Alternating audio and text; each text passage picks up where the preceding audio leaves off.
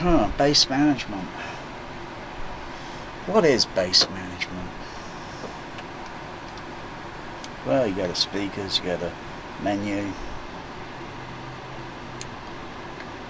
click on that, you scroll down, and you got bass, bass, bass, bass, bass, and then you got something that says low frequency effect, LFE, plus main. That's not like as in left and right speaker. Exit that, and then hang on, press again. Oh yeah, click that, highlight that, and you scroll down, and it says focus the camera, plays the low range and LFE signals of all channels. That meaning, if I was playing 4.0 discrete, the low frequency would come from the left, the center, the right, and the mono surround channel, mono discrete surround channel. I don't often use LFE. I don't often use this thing because it only diverts the bass to the subs, the JBLs over here, the TCB behind the screen, and the one at the back of the room. Big JBL.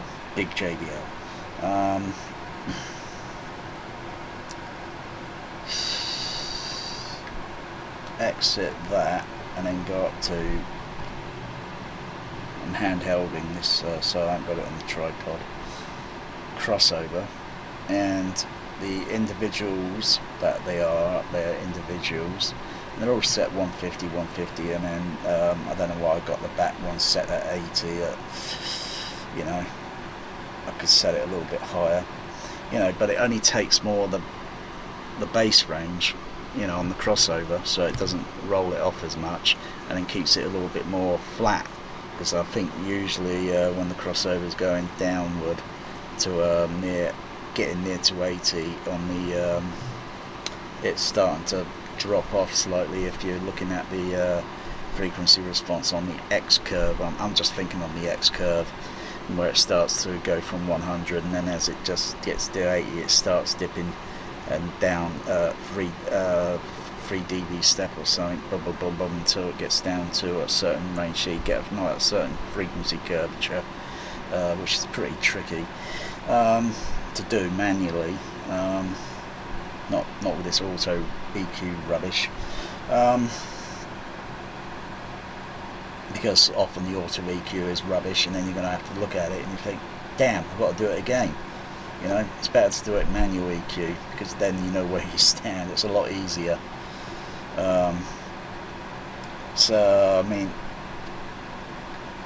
I could get a bit more bass, and also this bass there range will go to my bass shakers underneath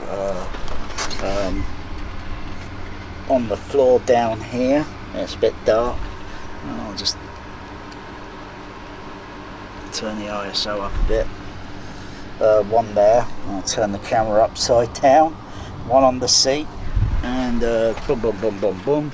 I've still got to fit a few more on the back seat row, and clean all that clutter off the seat and put all that rubbish on the bookshelf, because really that is tatty. But usually they're the most common sort of things that I would probably play. Not. Got Star Trek 3, the Voyager Spock or something playing at the moment, because it gives me like the Empire Leicester Square flashback, and like how many people have been to the Empire Leicester Square, or how many people have been to or seen a movie more than once? That is, you see it in a substandard cinema, and then you go to a THX sound system cinema, and it's like night and day. And there was quite a few of those night and day ones here in the UK. I don't know about the oh gosh, what was it called? I don't know about the other UCIs in the UK. They might have been good. They might have been set up by the same cinema installer, Bell Theatres, services. You know, if you watch the end credits of Superman the movie, you see a credit there of Dolby sound consultant Max Bell. And he started up or formed Bell Theatre Services, I think, during the 1980s. And they did the, I don't know if they did the Warner at London, the original THX Sound System Cinema. They definitely did the High Wycombe and the Empire Leicester Square, which sounded, or felt and sounded, absolutely phenomenal.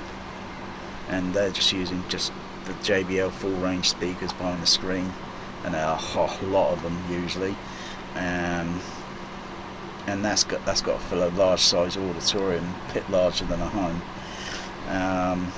And then surround speakers, subs and such and all that, amplifiers, crossovers, maybe different other techniques that they might apply, that have applied through,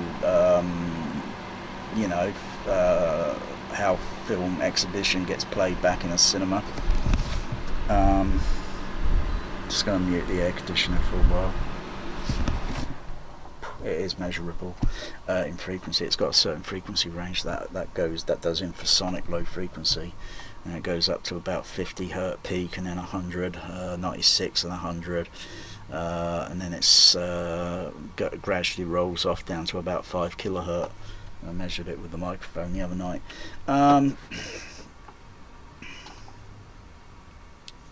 Just thinking. The bass. Yeah, so, you know, I've been to some cinemas, some THX cinemas, where they were absolutely first rate.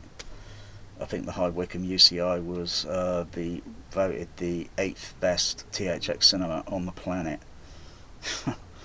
I guess there was a sort of thing back then during the 80s or something, you know. That's what someone told me. So it probably appeared in some sort of magazine or newspaper or something. But the High Wycombe at Buckinghamshire was absolutely awesome. Oh, the bass pressing on your body and throughout the auditorium, that is, was pretty genius. And it's like when you look at the THX poster outside, the audience is listening, and you think, you know, those silver letters, you know, the THX, Thomas and Holman Experiment, or Thomas and Holman Crossover, or Experiment, because it was experimentation. It was flipping awesome. Empire Leicester Square I've been to many times. I've only been to High Wycombe once for Arachnophobia. Most people, if you were to play Arachnophobia, you probably haven't got a clue how it would sound or how it should sound on the playback. Having seen that film in a substandard cinema at the Odeon, Screen 6, and then, I didn't know, friend says, hey, do you want to go to the cinema? We'll go up to High Wycombe. Alright, we go up to High Wycombe. They only got a rat. Blimey, I just saw this movie last month. I peek in the auditorium because we miss our first cinema showing because we had to come back. We got our tickets, come back. I peep in, and my goodness me, the bass was pressing against my feet, my legs, my body, my head, even my hair. And you know, I didn't notice any distortion, and that was the quiet scene in the movie. It was flipping. It's like the THX sound system went beyond the film soundtrack, sort of, so to speak. And you know, there'd be big JBL 4675A behind the screen, and 4645 subs, and I don't know, maybe 8330 surrounds.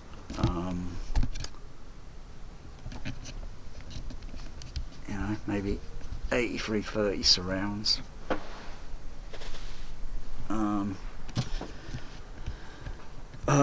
Yeah, but when you play, you know, today, you know, and not many THX cinemas are around anymore, so they've got all these kind of like wannabes, you know. I don't know what the hell they are, like 4XD or JTX4 or JTRX or JTR, or I don't know what the fuck that shit is. It seems like everything's got a bloody X on the end of it, right? And they're trying to copycat THX.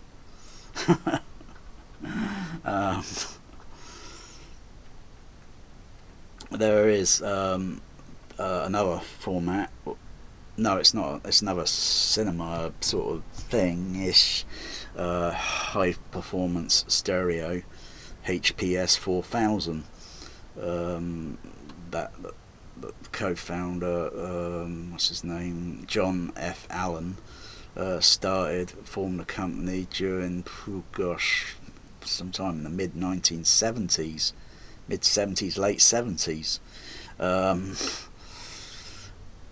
You know, that is something that doesn't get mentioned much, and yet you get the THX Tom Holman, George Lucas, with money, clout behind it. I personally not been to a HPS because they've not had any here in the United Kingdom, and the nearest one to the United Kingdom I think is over that direction slightly, a few thousand miles away. I think Oslo or Norway or whatever. So yeah, if it's still there, that is. There are very few of them around, just like there is to now. There's only a very few THX cinemas around. At the time, during the peak, there was, oh gosh, getting close to something like 800 and then 1,000 THX cinemas during the 1990s, and then it all collapsed because they wanted to do stupidity with VHS, THX tapes, and they're just noisy. They just have problems. The Laserdisc is better. Anyway, so crossovers, I just set them, you know, accordingly, and then I play back the soundtrack and such, and I'm thinking, well, that's like giving me a THX sort of like flashback, you know, because you think the crossover setting's usually 80 hertz, and that with THX cinemas it's usually the opposite. I think it's 40 hertz or something. Gosh, I'd have to look in some of the old all the paperwork that I got. It's 80 or hertz, you know, it's for the home sort of thing, so to speak, and cinema is, but that's usually for small speakers, sort of, so to speak. The big JBL PA speakers is set at a entirely different crossover setting. So I don't use 80 hertz. I just don't use it. Don't use it on LFE. Certainly do not use it on LFE, because the frequency response on LFE goes up to 120, and then it's actually filtered itself in the mix. So otherwise, sometimes you might be missing something. Although the LFE originally would have been called its tag name, probably still is even to this day. Still, if you're running, you know, a Dolby Cinema processor down here.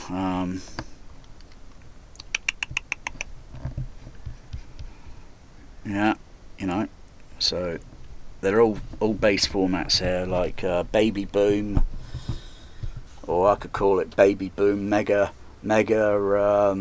Sound if I want to play some of those Mega Sound ones, like on and play it through the CP200. Weep, you can bass weep all you want, you lot out there. And I could use the Pro THX Cinema, which is in my kitchen. I like bragging rights. It's too hot to argue. There it is. Ta-da! Yeah. You don't see one. You know, for all those kind of THX wannabes out there, I think some of them want THX, but they don't understand why they want THX, because they've not experienced it firsthand in the cinema, and they think they need it. I suppose it's like some that think they need Limax. I've not been to an actual Limax cinema. I've been to an IMAX cinema. I've never been to a Limax, because that is like a watered down Limax for your home, and the crossover settings on it, they're just the same sort of menu layout like you get with this, only a little bit different. You think it looks fancy when you plop in a movie, which I brought Bad Boys because I was getting sick and fucking tired of all these fucking shills on YouTube, reviewers and all that. I was getting sick and fucking tired of you lot, and I thought, I've got to come out and I'll check. You know what? The overhead surrounds, utter rubbish. They got crosstalk, or rather not kind of crosstalk, they got bad sound continuity on the middle height. Number 2, car wheels screeching and sirens and all that, and I've got everything else muted in the room, and I'm just monitoring and listening, keep on listening to the overheads, and I can I'm just laughing my ass off, thinking, who bloody mixed this garbage? Because that sound there belongs up front. It doesn't belong here in the bloody middle. It makes no sense. It's the continuity is out of place. It's like, and it still is even with bloody movies and sound formats and all these lazy manufacturers that are making all this bullshit 3D audio. The screen speakers behind the screen, the LCR or the 5 screen, is outdated. Particularly if you say 5 screen, because that can be, you know, it can do everything. Just like the CP200, it can do everything back then. Or say like maybe like the SDDS. I'm thinking, I'm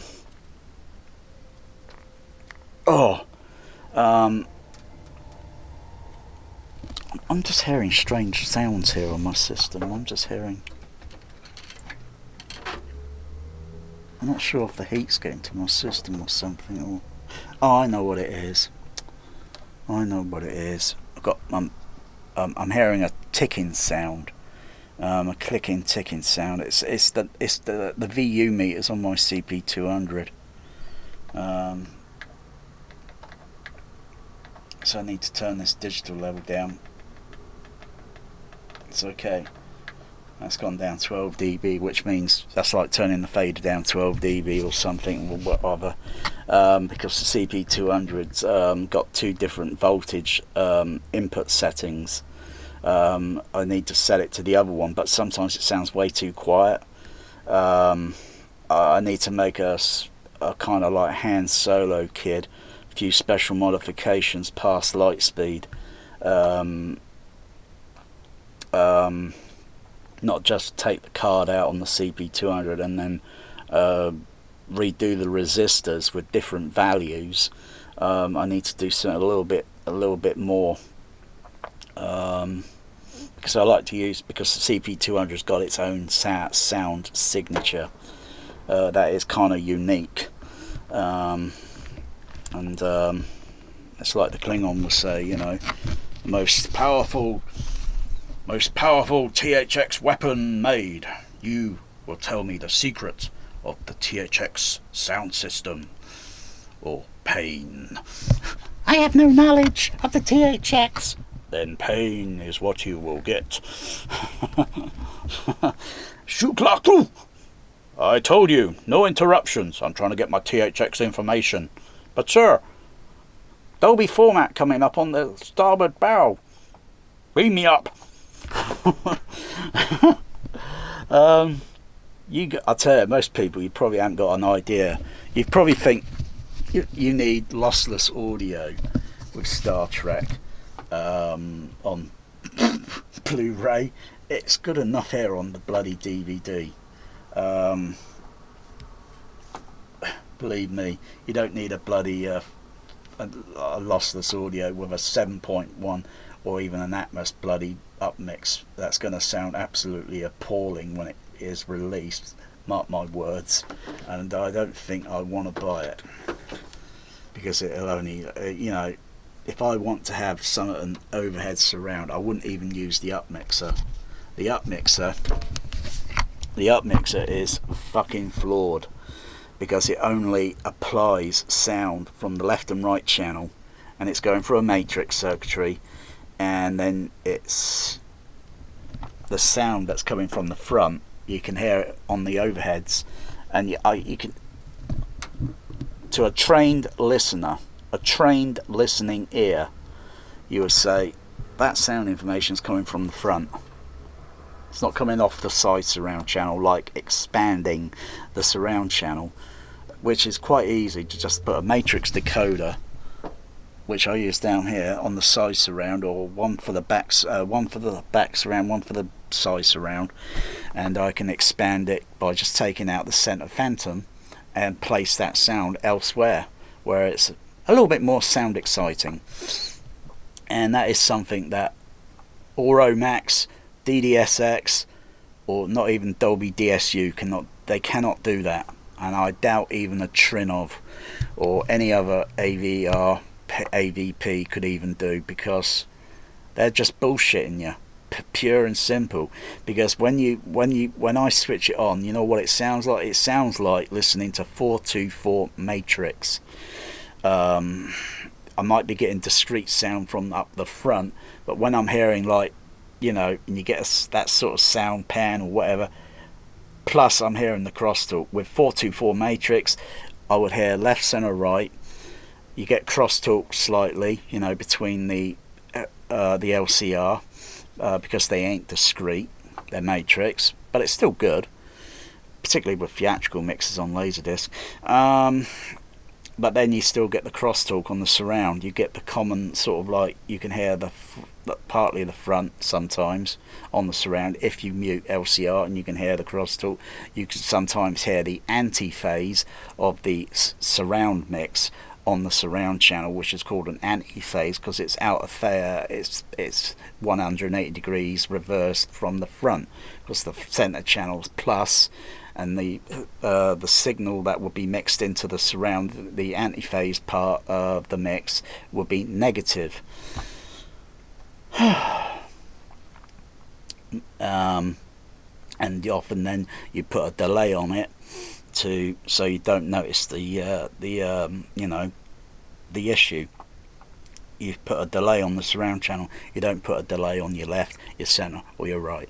You only put a delay on your surround, and even still to this day, you only delay the surround channel or the back surround channel, the back surround and the side surround. You don't delay the left, the center, the right. You just make it sound fucking worse, and you got to do it in real time using pink noise, because it is a tricky sort of thing. You can't just dial in a number, which the numbers on the AVRs are pretty rubbish, because they're not totally variable down to, say, millimeter or whatever. I think the Behringer DCX does it a little bit more thoroughly, but you've got to use pink noise so you're listening, because you don't want to subtract too much bass, otherwise it sounds then shallow. You still got to have a good bass. You get a good bass from the surround, a good bass from the front, then you activate the delay, and then you can hear it when you're turning that, and you can hear it changing shape as it's kind of going up and down like this sort of thing. You got to have the delay then set right. Takes minutes to do it, not just a couple of seconds, or allow auto EQ to do it, and then it sounds god awful, because it's also applying delay on the bloody, which you can easily turn off after it's all done, and just turn that off and just use the delay on the surround channel, because that is how you hear it in the freaking cinema on a dubbing stage. Although there is another thing with using the delay specifically, but it still adds a mess. If you're getting half dialogue pans over there and here or such, you might be more nearer and such, whatever. Delaying the center channel using the, and then you make those half pan sounds sound a bit more clearer because you're delaying the center back by a few milliseconds, so the sound comes off from over there and over there with no delay on it, and so it's already in effect. Okay, I'll just back up.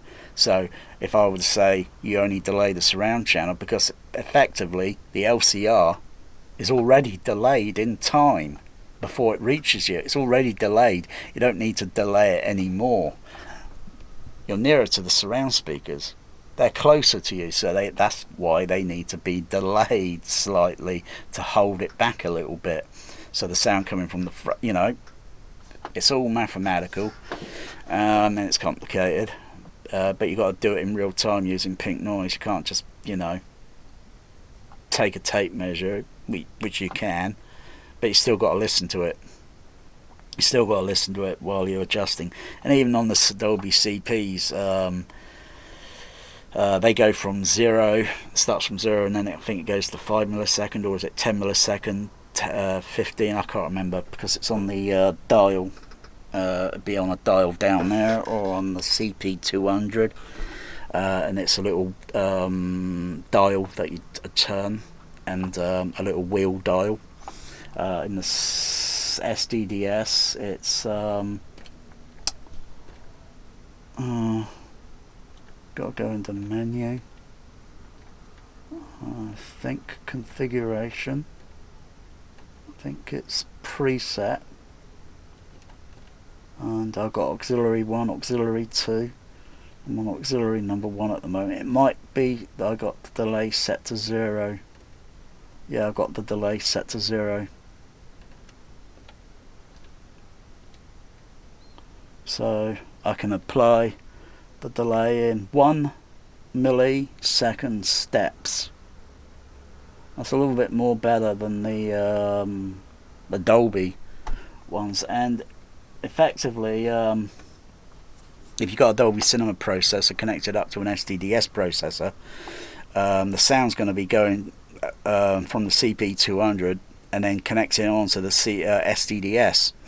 So you would use the delay setting now on the SDDS processor to set the delay for the surround speakers, whether it be for SDDS mixes or Dolby 70mm, 35, whatever. You use then the delay there, and you set the delay appropriate, and also the crossover settings on there go up to, I think, they go up to 330 Hertz. That's on the LFE. I'm just going to set that back down to 125 and exit. It's like playing a video game. There we go. Yeah, but as for setting up everything else, it's a little bit more, because it's I often would do a rehearsal. Also the bass and all that from your screen channels, your subs and all that. Most people are playing their sub bass way too high, way too loud. You can go watch this on a video called what's this? I'm not a fan of Dolby Labs, I have to say anymore. I'm not a fan because they stole my idea back in 1998. They stole my idea without giving me any fucking credit due. So go fuck yourself, Dolby Lab, because I used to respect them. But there's a video on YouTube, Ian Allen, and in one of the videos, at the end of the video, said most people in their home cinemas today have their surround channel turned up way too loud, their sub bass way too loud, because they want to show off to their neighbour they got a home theatre Well, in actual fact, it's not replicating the intent of the filmmaker. And that's quite true, because if anyone's got any THX literature sort of thing, I've got a lot of it. The bass from the screen channel and the subs should only come within a few dB tolerance. Otherwise, the whole thing ain't gonna merge or match or give its impact, and it's supposed to play as a team, not have the LFE overpowering the bass, or LFE say screen channel center, left, right, surrounds. It's got to play as a team, and it's got to be within a few dB tolerance, plus or minus 2 dB. And so you get everything set up, and then check your SBL, play a scene back, on a movie, because see if the levels are okay. You could also use your pink noise and check the bass, as well as checking the frequency curve as well on your bass, to your sub bass as well, when you're playing pink noise. If you want to play pink noise through the AVR, you got to go to multi-stereo channel mode, and then you can mute any other channel in the room. If you can't mute that because you've got it all connected up to the AVR, you could use a little realistic Tandy speaker switcher box, which are very cheap, or just make a simple switcher box where you can switch off that speaker. So basically, effectively, you'll be muting it, and then you can turn it on and you can do whatever you want. Me, I only have to mute things because it's all power separate. Even the surrounds, if I want to mute any of the surrounds, I've got to go into the computer. I've got to open up the Crown Architect, and then I can go in and I can mute any one of the surround speakers in there and do a frequency analyzing, testing, check, blah blah blah. Black sheep. Have you any sub bass? Yes sir, we do. I think that's not even enough of what I've covered. There's a lot to it, because doing projection in the days, sometimes projections, might only, depending on what part of the team, but you're all team player. Having worked in UCI cinemas, Warner Brothers,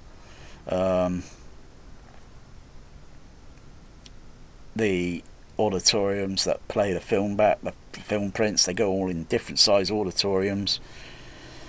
They're playing back on EV speakers at UCI, as well as overhead surround, which was experimental in '89, but also Cinerama did it in the 1960s with 70mm, because there's one down in Bournemouth that used overhead surround. It's now home to the pigeons.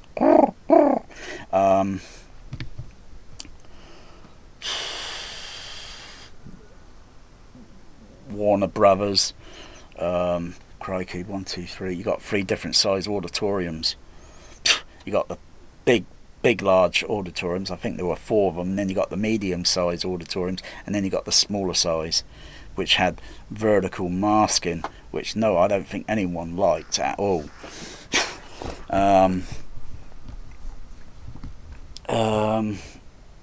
And often the fader was always set to 7, and it sounded god awful. It was too toppy. At least it may have been on some movies. I had to sit down. I'll do it. Who wants to review this print today? I'm crackerjack at bloody listening. I'll review it. And you can sit there in a freaking auditorium with a chart, and you got to check the reel, continuity, scratches, any dirt or whatever, blah blah blah blah. Noting the time and all that. Well, the reel and that. Reel 1, looking at Q dots and such, clearness and such, sound quality, playback and all that. Oh dear, some of the fucking things I had to sit through and endure because some of the sound mixes were just absolutely too damn fucking loud, too toppy, too toppy. Whereas Tower Park, the fader was always often set at 6.5, which is only a few dB down. Um, you turn the fader down and it's going to really mess up the bass. The bass is going to be not as much harsh on the ear. Um, if the surrounds are going to be all kind of more or less tuned to a similar tone to the HF horns, for the X curve. Um, I noticed this in another UCI cinema where I was going for an interview, such back in in the middle late 90s, I think, at a cinema at Lee Valley on the outskirts of London. Because I was desperate, I wanted a job and such. Don't really care now because now I'm retired. It sounded fucking appalling at this UCI. They were all JBL speakers, and yeah, it just sounded fucking appalling. Not a fault on the JBL speakers, it's just a fault on the EQ, and partly, largely, maybe on the producer, the director, and the bloody re-recording mixers, because there was always this fucking trend during the 1990s. Fucking film digital mixers were getting too damn fucking out of hand and too damn loud. Ridiculous loud on stupid sound effects that were totally unnecessary. And I had to sit through, while I'm waiting for an interview, watching in I think a medium-sized auditorium, because I think the Lee Valley had large, medium, and small auditoriums. And I was watching Face Off, SRD. That would be for a CP500. Victoria 35 projectors. More or less similar to what Tower Park was.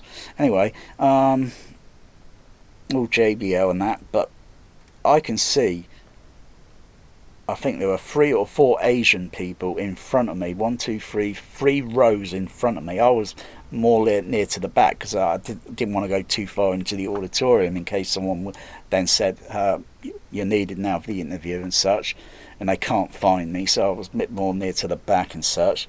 Crappy place to sit, really, but listening to the surrounds and that, it was fucking unbearable. It was unbearable.